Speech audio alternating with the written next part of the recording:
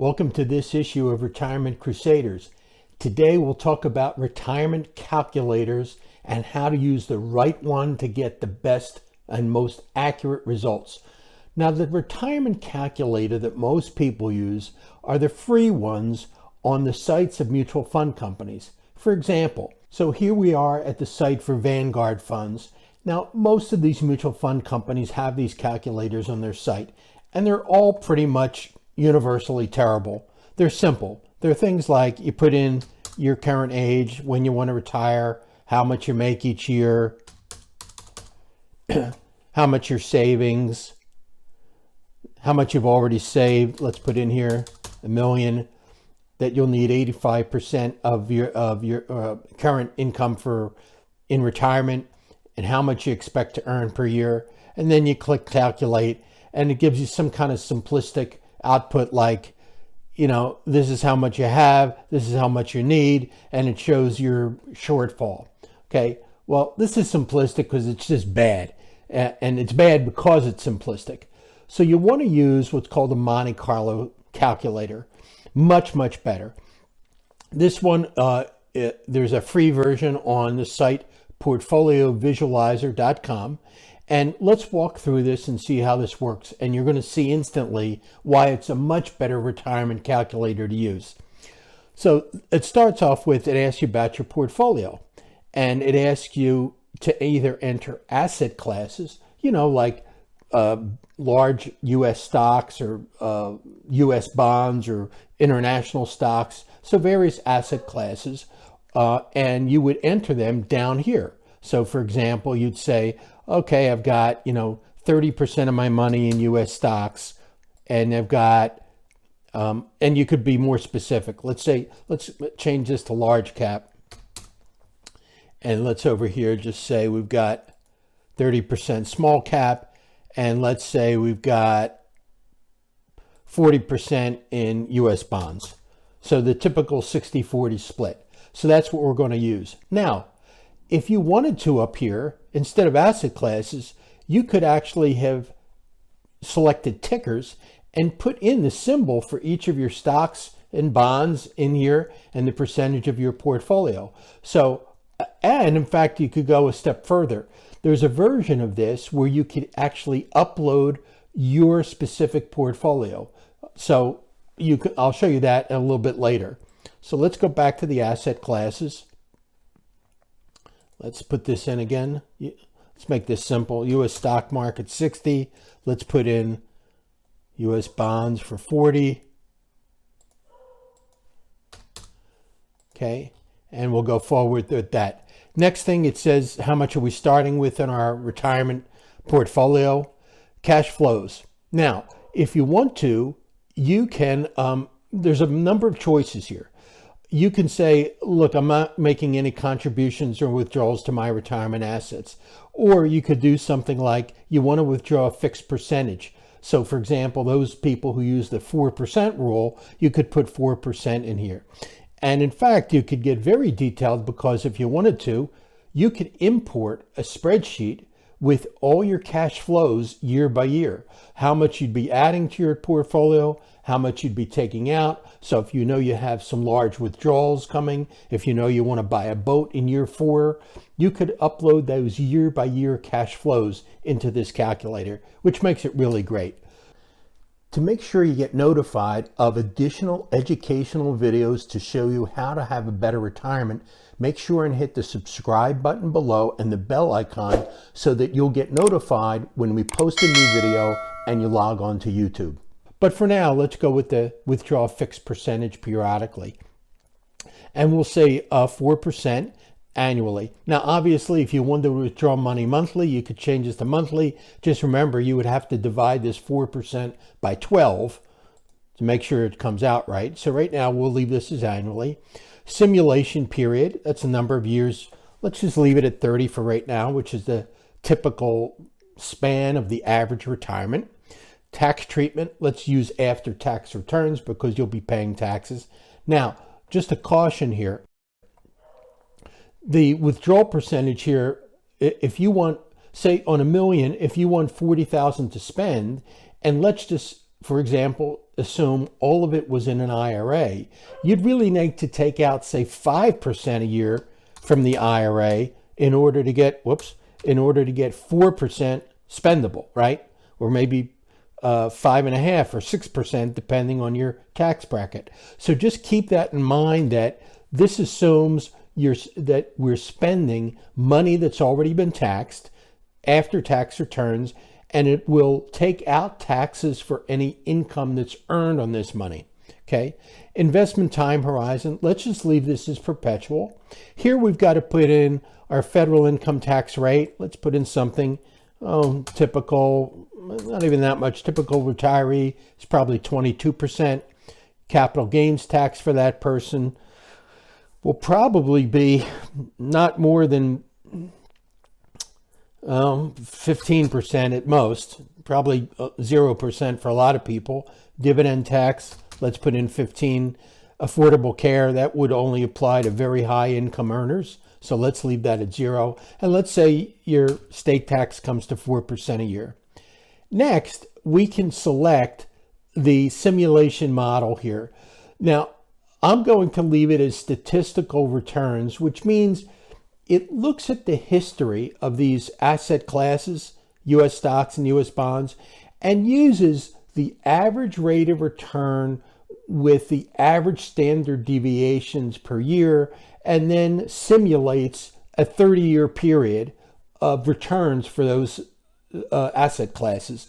So let's leave that as statistical returns. Now, if you wanted to, for example, if you thought the returns in the future might be very different than they've been in the past, you could click here and say forecasted returns, or even get very more detailed parameterized returns. You can get really detailed with this if you want to. So I'm just going to stick with the statistical returns. The time series model, I'll stick with the normal returns. If you're a real statistical head, you could read up what the Garch model is. Some people who are really into stocks and the mathematics of stocks might pick the Garch model. Let's keep things simple for now. U.S. full history, yes, we'll use that.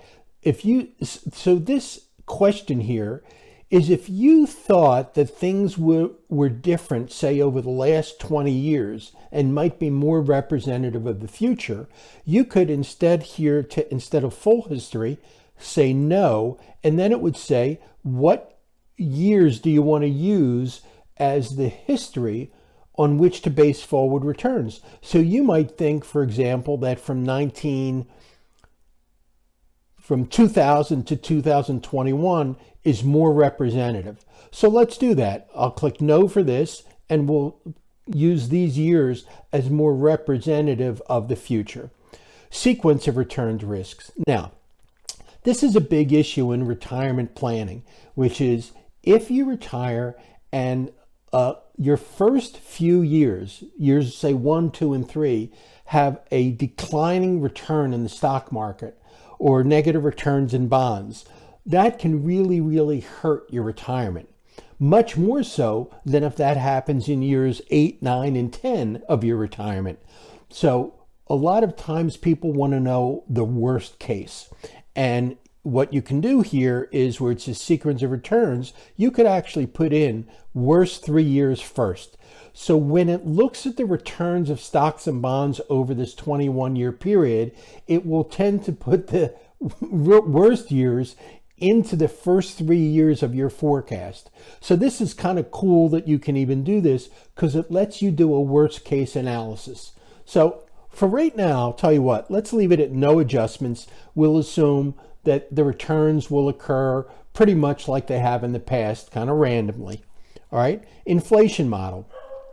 We could pick historical inflation, which has probably been somewhere 2-3% a year. You might think, okay, over your retirement, inflation might be higher. So you can instead pick a number. Maybe you think it's going to be 4%, and then you think it can have a 3% variance, like as high as 7. 4 plus 3 would be 7, or 4 minus 3 would be 1. You think it'll vary within that range. So if you want, you could pick your own inflation indicator here. I'm going to actually just leave it at historical. Let's assume you're going to rebalance your portfolio annually, meaning As your portfolio during the year gets out of whack, say at the end of the year, its stocks are now 70% and bonds are 30%, that you'll rebalance back to this ratio at the end of each year. So that's what the rebalance annually is. You could, of course, choose monthly or quarterly, etc. Intervals, leave this as default. So you'll see what that means in just a minute. All right, so let's see. I think we filled in everything we want to fill in. Let's run the simulation. Okay, so now, well, that was pretty darn fast. All right, so here's the beauty of Monte Carlo simulation. Monte Carlo simulation results for 5,000 portfolios. So in other words, in those 2 seconds we were waiting for the results, it took the history of stock and bond performance over the 21 years and said, okay, 1 year stocks did 10 and bonds did 8. But because of their standard deviation, stocks could have done 9 and bonds 4. And so it tried 5,000 different permutations of possibilities in the future. Now tell me that that's not a lot better than that calculator we saw on that Vanguard website where you just put in some simple numbers and it came out with one result. So this is much more, I'll use the word scientific. I'm hesitant to use the word accurate, but much more scientific way of planning your retirement because it gives you a much greater sense of reality. All right, so let's just go through this for a minute. So we see it tried 5,000 times. It used the inflation data for this period, 2000 to 21. It used stock market returns, all the things we put in, 4% annual withdrawals, etc. Okay, so here's what it tells us. It gives us bands, meaning, look, if your performance was only in the 10th percentile, meaning of everything that could have happened, your results were in the worst 10%, the bottom 10%. Here's what would have happened. You would have had a time-weighted return on your portfolio of 3.9% a year. Your $1 million, you would have ended up with $930,000 at the end of 30 years. Your after inflation, it would have had purchasing power of $643,000. Your worst year, you would have lost 46% of your portfolio. The safe withdrawal rate, it shows you to make sure that you would not have exhausted your principal, your safe withdrawal rate would have been 3.9% a year. Okay, in the worst case, don't worry about this number. It's a little confusing what they're telling you here. Now, in the 50th percentile, so half the portfolios or half the scenarios did better, half did worse. Your average rate of return was a little over 6%. You end up with $1.7 million. You could have taken 5.55% a year from your portfolio, not just 4%. So it's telling you could have taken more and still not have exhausted your portfolio.